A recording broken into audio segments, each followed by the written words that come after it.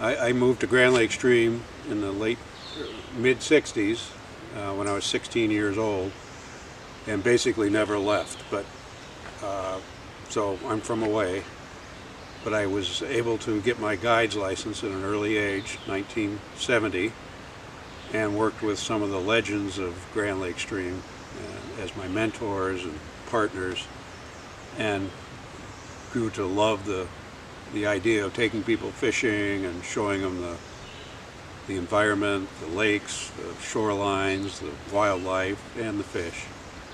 And watching people enjoy themselves has been, I just love doing that, and they taught me how to do that. I think I would have loved it anyway. But in those days, we would often have parties of 1 week, 2 weeks or more, the old New England fishing parties that would come and stay for extended periods, and we got to be part of their family and went for years and years and years. And I never forgot that time. That people's travel habits have changed since, but the guiding still remains very big and important part of my life, and I'll do it until I feel that I'm not giving my clients, a day's worth of enjoyment. But so we've moved from the old Grand Lake canoe days to fishing the stream, and sometimes bigger boats for our older clients. I guess we got somebody coming. Okay. But I'll never forget the older days when there was so much to be learned from the people that I worked with. Val Moore, Walter Brown, Preston MacArthur, Earl Bonus, and Leslie Brown, among the others, who were part of the original guiding staff here in Grand Lake. The guides came about after the tannery closed and the fishing and hunting remained a viable option for employment. So they refined their craft because the tannery withdrew from town, and so guiding was it. What it also did is it showed the independence of the Grand Lake Stream native who had to do something to work, didn't want to leave, and so became experts at hunting and fishing. And they even developed their own canoes, which was developed right here in Grand Lake Stream with an outboard motor on the stern. Prior to that, it was big double enders that were towed up lake by steamships and left for the day, and then they'd pick them up on the way back down, all paddling. And so the Grand Lake Stream canoe was developed specifically for this area, using native woods, native talent, and all the input and the waterways, the launches, the portages were all doable with a Grand Lake Stream canoe. So it still exists to this day, and we're using them. I use one made by Pop Moore. Dale Toby is making a beautiful canoe. There's a lot of Wheaton canoes around. They all have a name, but mine is Pop Moore. So with that, learning from these people the value of our resources, the woods, the waters, that led me to, first of all, enjoy my life here and raise a family, which I did. I married my wife of almost 50 years.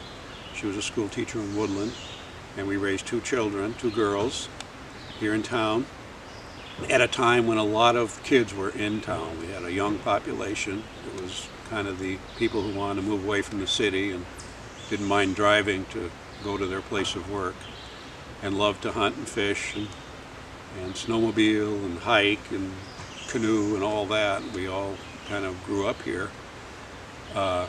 And my kids never forgot it. They still come back, although their lifestyle has changed. And one of them stayed in Maine. I'm thankful for that. I have a 50% retention rate for the state of Maine. The other left for Colorado, but they still come back every year like a touchstone. We have not left. And the thing about Grand Lake is, whether it's now or in those days, people who lived here, it's because they wanted to live here, not because they had to. And that makes for a whole different experience. And that's still the reason people are here, because they want to be here.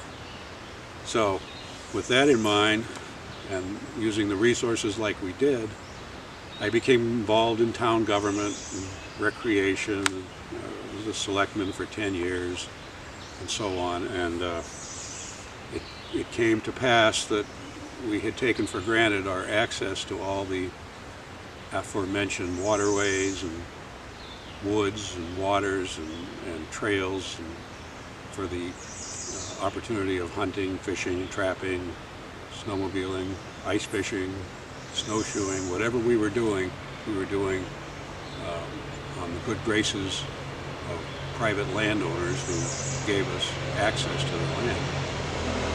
With the transfer of huge blocks of land out in the woods beyond Grand Lake Stream at the end of past the end of our town, and we realized that that if a private owner bought it, they'd have all the rights in the world to close it to public access. And that was vital to our town, the industries that were developed here for the sportsmen. And so a group of us sat down at a picnic table at the Pine Tree store, and they included guides and foresters and store owners and camp owners and just citizens. So what are we going to do? And we could do what, at the time, a lot of people would write nasty letters and try to use confrontational politics to get what they wanted, and we learned that really has never resulted in anything great. And so we said, well, what if we just raised the money and bought the land? It's a pragmatic solution, and it allows us to be engaged with the ownership the way that our predecessors had, private ownership, local ownership that appreciated the resources. So we went from there to, well, I think we should do this. And at the time, I had ended my reign as the first selectman because I had purchased a photography business in Calais, and I didn't have the time to donate to the town that I had before.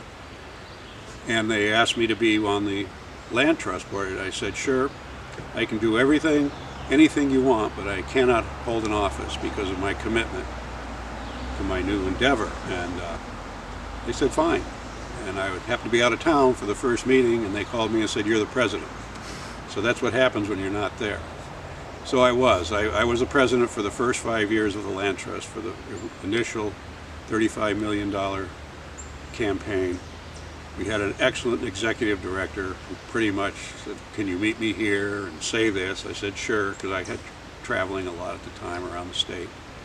And it was not as much work as I had anticipated, mainly because I had great support. But we had a target of $35 million, and I told the professional fundraisers that Grand Lake Stream has never seen money like that. We don't know what it looks like. The entire GDP of Grand Lake Stream over the last 100 years wouldn't equal that.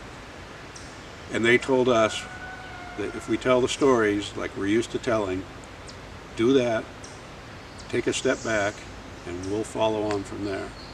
And that's exactly what happened. We told our story. It resonated with people, namely because we had a lot of local involvement. This came from Grand Lake Stream. It wasn't imported. It was an idea hatched in the Pine Tree store. And sure enough, in 5 years we raised $35 million, much to our surprise and delight, and we succeeded and formed what is now the Downeast Lakes Land Trust. And then there's a series of efforts after that were equally successful, that ended with what we have now is 55,000 acres of community-owned forest and 300,000 plus acres with easements where we bought the development rights. So what you see from the dam and on the lakes is pretty much the way it's going to stay. And we're assuming that as we leave this earth, that our predecessors, our people following us will try to use the resources we've protected for them. And that's one of the proudest moments of my life of living in Grand Lake Stream, is providing this opportunity for future generations to use this as an outdoor experience and hopefully make it economically feasible. Along with that, we also maintained our wood harvesting perspective as our previous landowners did, because there are jobs involved with the harvesting of the forest and the manufacturing of the products.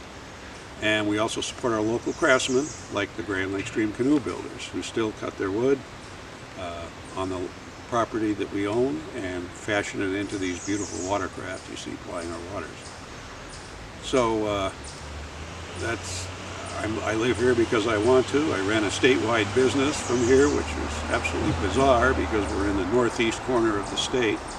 But somehow that resonated with my clients. They said, I'm impressed that you would travel this far. I said, well, I just want to live there. It's my decision, and I'll do it. So now I'm retired and guiding to my heart's content, with the exception of some national interruptions like we're experiencing here in 2020. But and with that in mind, it's a great place to isolate yourself and do things that are fun without endangering other people. So Grand Lake has turned into a real shelter from the storm. Okay, we're going. So when I was a teenager in the Boston suburbs, I got sick of mowing lawns and hanging out for the summer, and I always had loved to hunt and fish. And I just took a whim on an Outdoor Life magazine, which was like my Bible in those days, and I went through the back of it where all the lodges were listed, and I saw several in Grand Lake Stream and in Greenville, and I said, you know, I'm just going to take a chance. And I wrote a letter asking if they needed help for the summer from a teenager, and I didn't know what would happen, and sure enough, I got a positive response from Steve and Pat Takish, who own the Colonial Sportsman's Lodge here in Grand Lake Stream. And I said to them, I would really love to. He says, well, why don't you come up in November and meet us with your family and see if it's for you, and we'd love to have you back the next summer. So I said, we'll do that. We drove up in November, my mom and dad and my sister, and we met them in the beautiful dining room they had at the Colonial Sportsman, and my parents elicited approval. There were salmon spawning down at the dam. We went and looked at them. My dad was a heck of an outdoorsman, and although it was later in life, he got so busy with his profession he didn't have the time I wished he had had. So we went home, and I was thrilled to have found this place and to have shown my family. A month later, my father passed away very suddenly, and Steve and Pat Takish wrote to me, and they said, we're horribly sorry. We understand if you have to change your plans. We're good with that. And I wrote back and said, no, I need this more now than I ever have needed anything in my life. And I came up here and basically never left. Graduated from high school, messed around in college a little bit, but never forgot about Grand Lake, never left, and haven't left since. And that's when I got my guide's license and began working with the legendary guides here in Grand Lake Stream and their lodges. They were very helpful.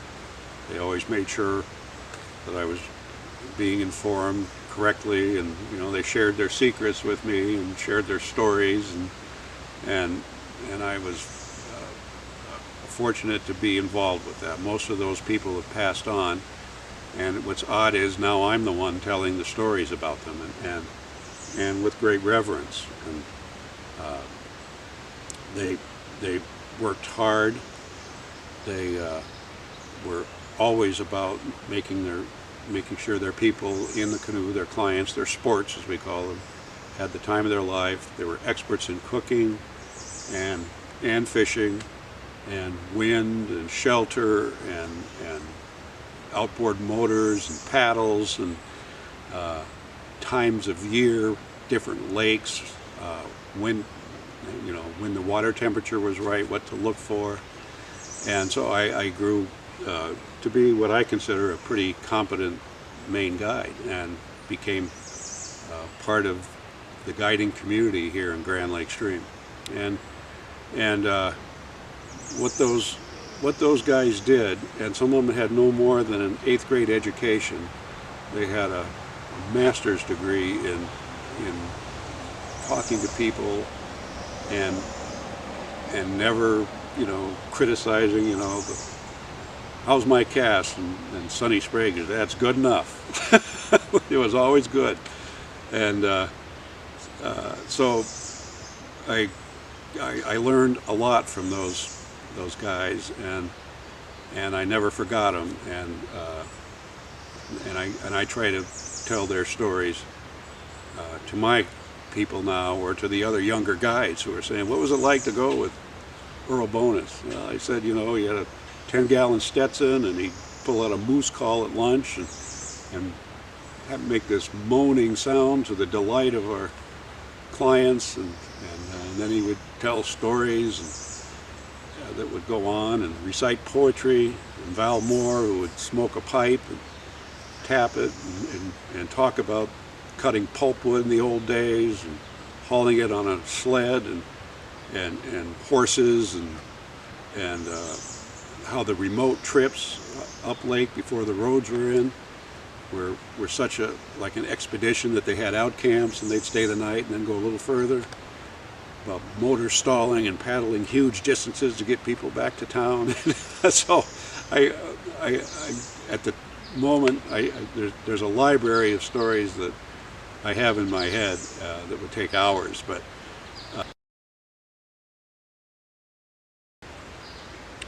I guess I'll tell you one that probably Val Moore, who was the quintessential Maine guide. He wore a felt crusher, smoked a pipe, guided famous fishermen, Joe Brooks, Jimmy Doolittle, General Doolittle from the Tokyo Raiders, and he was ultimately one of the finest people I ever worked with, and an opinionated Yankee for sure. But and we had a family that came from Philadelphia every year, and they wanted the same guides every year, and I got kind of apprenticed for the job. I got it, and I was with Val for probably the last 10 years of the Gibbons family visits to Grand Lake Stream. And they would come and stay 2 weeks and fish a different lake every day, and he would keep journals. Steve Gibbons would keep journals of every fish that he caught and every comment that Val made, and the weather, and we were fishing and the wind was howling, and Steve wanted to fish a place called Clifford Lake, and Val said, Steve, the wind's going to be howling onto that landing. I don't think it would be any good. And Steve said, no, I think we should fish Clifford Lake. And Val said, no, I'm telling you. And Steve once again said, geez, what about Clifford Lake? And Val said, sure enough, we're going to Clifford Lake. We jumped in our vehicles, we drove out onto Route 9, went down on the landing at Clifford Lake. The waves were coming in there, 4 feet. Val rips off the canvas off his canoe, starts setting up the seats, getting the motor ready.